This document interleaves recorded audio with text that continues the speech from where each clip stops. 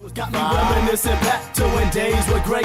Got me wishing it was 1988. Got me reminiscing back to when times were great. Got me wishing it was 1988. What's up, Limesters? Thanks for tuning in. It's great to be back with yet another edition of your primary source for hip-hop history, the Rap Flashback, November 2016. We've got a great show for you today, so let's get right to it by exploring the November exploits of a true rap god, Marcy's own Sean Carter, better known to us all as hip-hop mega mogul Jay-Z. The Jigga Man has often boasted about owning summers, but he's made quite an impact in the winter months throughout his career. Of his 12 studio albums to date, 5 have been November releases.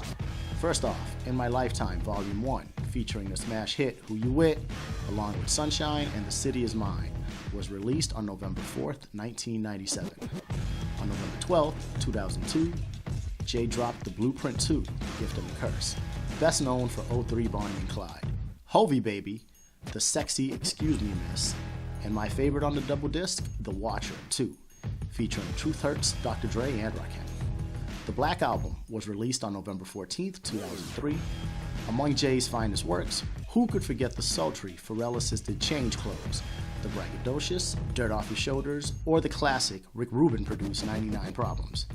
And that's not to overlook other fantastic tracks like the Kanye-produced Lucifer and Encore, or Justify My Thug, Jay-Z's hip-hop adaptation of Madonna's Justify My Love. Kingdom Come and American Gangster were also November releases on the 21st in 2006 and the 6th in 2007, respectively. He even dropped a greatest hits compilation, namely Jay-Z, The Hits Collection, Volume 1, on November 22nd, 2010. 4 of Jay-Z's 5 November albums went to number 1. The one that didn't, In My Lifetime Volume 1, peaked at number 3 and went platinum.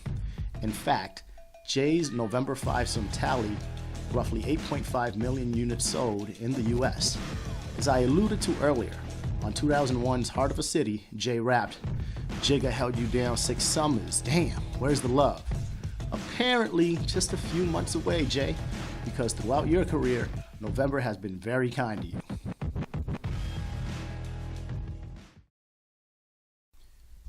We'd be remiss if we didn't kick off our Flash Forward segment by discussing Lil Wayne's debacle of an interview from this past month. You know, the one where he shits on the Black Lives Matter movement? Roll the clip, Prof. What's your thought on Black Lives Matter? What is it? What do you mean? The idea is that there's this movement called Black Lives Matter, thinking that the rest of America didn't seem to understand that Black Lives Matter. It just sounds weird. I didn't know that you put a name on. It's not a name. It's not whatever. It's somebody got shot by police and for a up reason. I am a young, black, rich. If that don't let you know that America understands Black matter these days, I don't know what it is. That man white, he filming me. I don't know what you mean, man. Don't come at me with that dumb man. My life matter, especially to my. Do you feel, though, connected to? I feel connected to a damn thing that ain't got nothing to do with me. If you do, you crazy as you, not the camera, you. Feeling connected to something that ain't got nothing to do with you. If it ain't got nothing to do with me, I ain't connected to it. This, despite often yelling Black Lives Matter at his concerts. Roll the clip, Prof.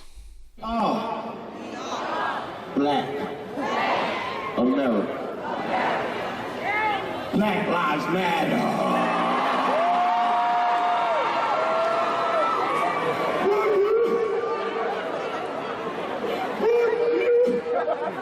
Clothes don't matter. Cars don't matter. Nothing else matter. Cause Black Lives Matter, bitch. Is it too much to expect our artists to be leaders in social movements such as Black Lives Matter? Should we be disappointed when one moment they pander to the crowd to get them amped at their concerts and the next they all but look the other way? While we at the Rap Flashback recognize that not every artist will take the lead on social issues, a la Beyonce and Killer Mike, it's sad when a high-profile MC like Lil Wayne all but turns his back on an issue that speaks directly to his core fan base and hip-hop as a whole. We helped make you, Weezy. Get it together. You and your bitches. Next up on Flash Forward, some thoughts on the Kanye West and Jay-Z non-melodrama. As we've all heard by now, Kanye, at a recent St. Pablo tour concert, called out Jay-Z for letting title Apple bullshit, to use Yeezy's words, stifle the creative direction of a Watch the Throne 2 project, as well as Jay appearing on Drake's Pop Style record, an idea Kanye pitched. He then went on to express his displeasure at Jay for not visiting to check up on his boy and his wife after Kim Kardashian was robbed in Paris in early October. Kanye even went as far as to bring the kids into it, saying, "I can't take this shit, bro. My kids have never even played together." Afterwards, Rockefeller Records co-founder Kareem Biggs Burke went on to say that both he and Jay miss the old Kanye. Quoted on page 6 as saying, "From what I know of Kanye, he's usually really honest. So it sounds like something he's going through right now. He may say something like that, and then 3 weeks later, he may be back to 'that's my brother.' So why do I consider all this much ado about nothing or a non-melodrama, as I stated earlier? Because everyone knows, love him or hate him, Kanye's an emotional, outspoken dude with no filters. We also know his wife just got robbed at gunpoint and that he's in the middle of a cross-country tour with something like 70+ dates in 4.5 months. In other words, there's a lot going on in Yeezy land right now. As for Jay, well, he's a mega mogul running a $600 billion empire, give or take. He's trying to grow Tidal, hosting charity concerts one day and headlining another for the likes of, Hillary Clinton the next. He's married to and coordinates with Beyonce, whose own empire is just as impressive, and there's that Blue Ivy girl, their daughter. The man's always got a lot on his plate. On top of that, from Dame Dash to Beanie Siegel to Cameron and Ja Rule, there are no shortage of Jay-Z stories that can best be summed up by saying, Jay's about his money, he doesn't really give a fuck about your feelings. That may or may not be an overstatement, but the way I see it, Jay's not the type to be too personable and brotherly too often. Conversely, Kanye's often into his feelings, proudly wears his heart on his sleeve, and doesn't care what we think about it. That's why this whole thing is a non-issue. It's just two dudes who work together reacting to a situation differently. They just happen to clash on this one. My guess? A talk over a few glasses of bubbly and some crazy beats, and voila, problem solved. Now, as for Northwest and Blue Ivy hooking up for a play date, my guess is the two moms involved will have a lot more to do with that than Jay and Kanye. And my gut tells me Queen Bey's not having it. Sorry, Kim. And to close out the flash forward, some thoughts on the Lifetime biopic of R&B songstress Michel'le, Surviving Compton, Dre, Suge, and Me. For those that don't know, Michel'le rose to R&B and hip-hop prominence in the late 80s on the strength of her 1989 self-titled album, which contained hit singles No More Lies, Nice Tea, and Something in My Heart. I implore you to watch the biopic and accordingly won't spend a ton of time here recanting her entire life story, aside from mentioning that she had professional and personal relationships with both Dr. Dre and Suge Knight. She has a child with each man and thought she was married to Suge for 6 years, many of which he spent in jail. It turned out, however, that her marriage to Suge was never official, as he had never actually divorced his ex-wife at the time. With that said, watching this film fucked me up. Michel'le suffered physical and mental abuse at the hands of both Dre and Suge. While I'll allow for some cinematic dramatization, there's only so much of that stuff that you can embellish for a storyline. It bothers me because I've always been a huge Dr. Dre fan. I wasn't unaware of his abusive past towards women, going as far back as the D. Barnes incident in the early 90s. But Michel'le's biopic really hammered it home, to the point where it's hard for me to look at Dre in the same way. I suppose to some extent I expected Suge to be abusive, but I never fully understood how monstrous Dre was in his youth. It makes me cringe at some of his more misogynistic lyrics and just generally dampens how I look at the man as a whole. Sure, he's still, in my opinion, the greatest producer hip-hop's ever known, but damn, Dre, really? It's like he started to believe his NWA image was actually him, life imitating art, if you will, in the nastiest, most insufferable way.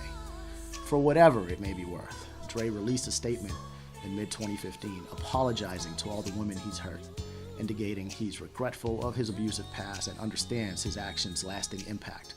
I suppose better late and vague than never and not at all, but still, damn Dre.